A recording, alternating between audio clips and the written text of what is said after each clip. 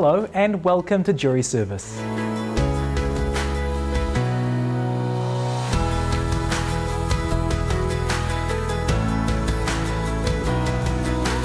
Kia ora, and welcome to potentially serving as a juror in the High Court of Aotearoa, New Zealand. Jury service is an opportunity for members of the public to be involved in the administration of justice, ensuring public participation in the rule of law. Jury trials in the High Court involve allegations of serious offending. Our New Zealand Bill of Rights Act provides that everyone charged with such offending has the right to a trial by jury. On behalf of my fellow judges, I extend our gratitude to those of you who have answered a summons for jury service. We appreciate that jury service will take you away from your everyday lives and involves a significant commitment. Those of you selected will, I hope, find it a valuable experience. Your participation and cooperation is vital to our criminal justice system. Mā te wā. Kia ora and welcome to Jury Service. You're one of 300,000 New Zealanders giving their time for jury service each year. If you were selected, you may be one of the 12 people who make up a jury. Jurors listen carefully to all the evidence, decide on the facts of a case, and whether those accused of the crime are guilty or not. The length of jury trials varies. Your jury summons will indicate how long you are required to come to court for jury service. Once selected, you'll serve as long as the trial lasts.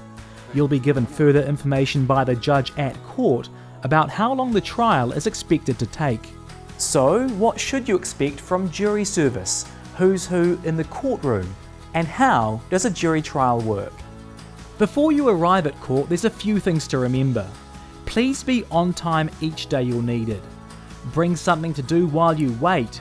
Jury service can involve some waiting, so bring something like a book to read or a laptop to do some work remotely. Some courts have Wi-Fi, just ask court staff about this. Also, don't forget to bring any medications you normally take during the day. You may also like to pack a snack. You're allowed to bring your cell phone and laptop into the court building. You may use these while you're waiting, but in the courtroom, cell phones and laptops must be switched off. Once through security, you'll be gathered with everyone else who's been summoned in a jury assembly room like this one. Hello everyone, and thanks for coming along to court today. My name is Helena. I'm going to explain what you can expect at court and any health and safety matters. I will also explain how to claim jury expenses, but more information on that is available on the Ministry of Justice website. The first stage of jury selection is when a member of court staff randomly draws the names of potential jurors from a ballot box. If your name is called, you'll be asked to go into a courtroom. If your name isn't called, you might be asked to wait until the jury is confirmed. To attend a second pre-trial ballot later in the day or later in the week. Or you might be officially discharged from jury service and told that you are free to go. If you are asked to come back, you'll need to check the Ministry of Justice website or call the jury answer phone to find out when. If your name is called out in the pre-trial ballot, you'll be escorted to a courtroom and be asked to sit in the public gallery. The final 12 jurors are chosen from this group and sworn in. Most of the people involved in the case will already be in the courtroom. You'll be asked to stand as the judge enters. Silence or stand for Her Honour the Judge. The judge is in charge of the trial. My role is to explain the trial to you and make sure the trial is fair and that everyone follows the rules of the court. I'll also explain your role as a juror, tell you how the law applies, and help you understand the evidence presented to you in court. The defendant or defendants are then brought to the dock by court security officers who will sit with the defendant during the trial.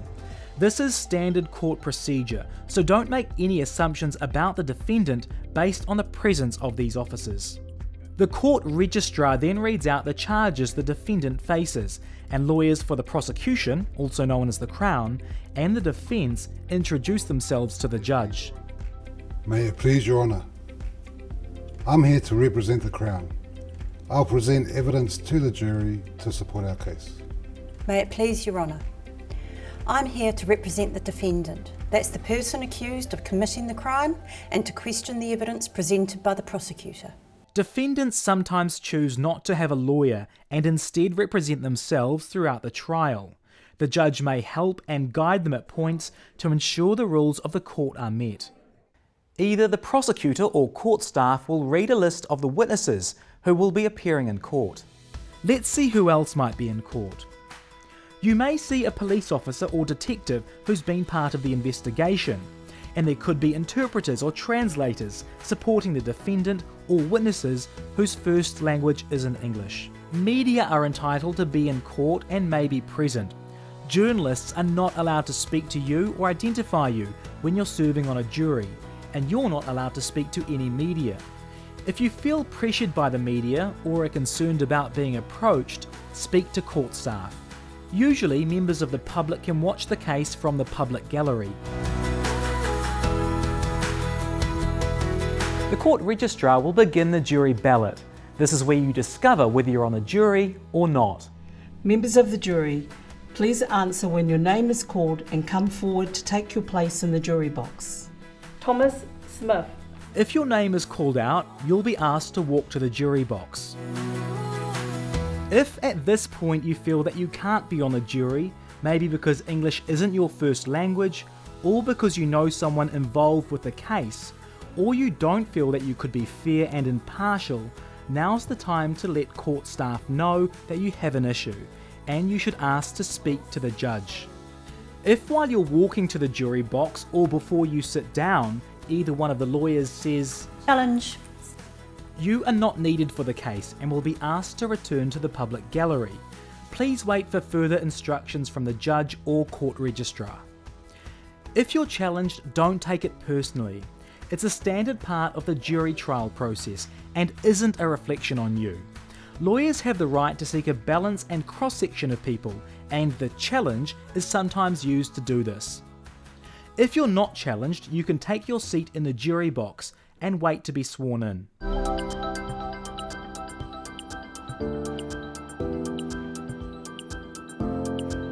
You need to promise to do your best to be fair and open-minded, either by swearing an oath or making an affirmation to promise. Members of the jury, you are now required to swear an oath or solemnly, sincerely and truly declare and affirm that you will try this case to the best of your ability, and that you will not undertake your own inquiries but will give your verdict according to the evidence presented in court. When your turn comes, reply, I do. In most trials, the first important duty for a jury is to choose a foreperson. You will go to the jury deliberation room to make this decision. The foreperson leads jury discussions, oversees the voting process, delivers jury communications and announces the verdict. There are no rules on how you choose your foreperson. It's entirely up to you. As a juror, there are some important rules you must follow. Don't talk about the trial to anyone who's not on the jury. This includes family, friends, the media, lawyers, and witnesses. Don't investigate or do any research about the case. Googling or asking about it on social media puts the defendant's right to a fair trial at risk. The judge may have to discharge the jury and abandon the trial. Don't post anything on any social media platform about the trial while in progress or after it's ended. This can put you at risk of being identified as a juror, and you may face a penalty from the court. Finally, don't discuss the case with other jurors unless you're all assembled in the jury room together. The members of the jury are given a copy of the charge list, and the defendant is asked to plead to each charge.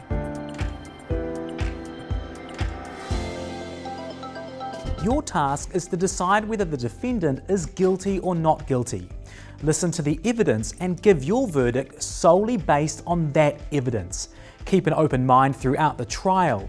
Don't decide until after the judge sums up the case and you retire as a jury to consider your verdict. Pen and paper will be provided, so you can take notes if you need to. As a juror, you may be allowed to ask questions. You can write your questions down and pass it to the foreperson to give to the judge. The judge will choose whether to ask the question. And remember, tell court staff straight away if you've heard or read something about the case outside the courtroom that might stop you from being fair and having an open mind. Or if you know someone connected to the case, like a witness, the defendant, or a friend of the defendant. At the beginning of the trial, the judge explains the trial process. Then the prosecutor will open the case and will tell you what the defendant has been charged with. They'll explain the evidence they'll provide to try and prove the defendant is guilty. Then they'll call witnesses to give evidence to support the prosecution's case. After the prosecution has presented all their evidence, the defence may or may not present evidence. In New Zealand, a defendant is presumed innocent until proven otherwise. Defendants don't have to provide evidence or call witnesses to defend themselves in court. It's up to the prosecution to try and prove the defendant's guilt beyond reasonable doubt. Once all the witnesses have given evidence and been questioned, the lawyers will summarise the case before the judge gives a summary of the trial and evidence and explains how the law applies. You must accept everything the judge says about the law, but it's up to you as a juror to decide on the facts of the case. With the evidence you've seen and heard in the trial, it's your time to go to the jury room to discuss the case and the evidence presented in court and decide if the defendant is guilty or not guilty. The jury room is a working room and only you are allowed to use it. Cell phones and laptops are not permitted in the jury room. You'll be asked to give these items to court staff before going into the jury room to deliberate your verdict. It's the foreperson's job to announce the jury's verdict in court. You will not be asked to give reasons or answer any questions about the verdict or what happened in the jury room. Will the foreperson please stand? The jury foreperson will announce the verdict, and if the defendant is found not guilty, they are free to go. If the defendant is found guilty, they will appear in court at a later date to be sentenced. You won't be involved in the sentencing, that's the judge's role, but you have a right to attend the sentencing, and as a juror, you can be advised by the court what sentence was imposed. Thank you for your service. You are dismissed. Some court cases can be distressing. Court staff or the court registrar will let you know about counselling services that are available to you. More information is also available on the Ministry of Justice website. You may also have concerns about your safety at court. Court security staff are on hand at all times and will ensure you leave the court safely at the end of the trial. If someone tries to influence you about the case or intimidate you while you're serving on a jury, tell court staff straight away.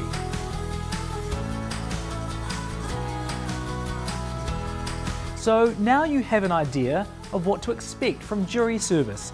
You know who's who in the courtroom, and you have a good idea how a jury trial works.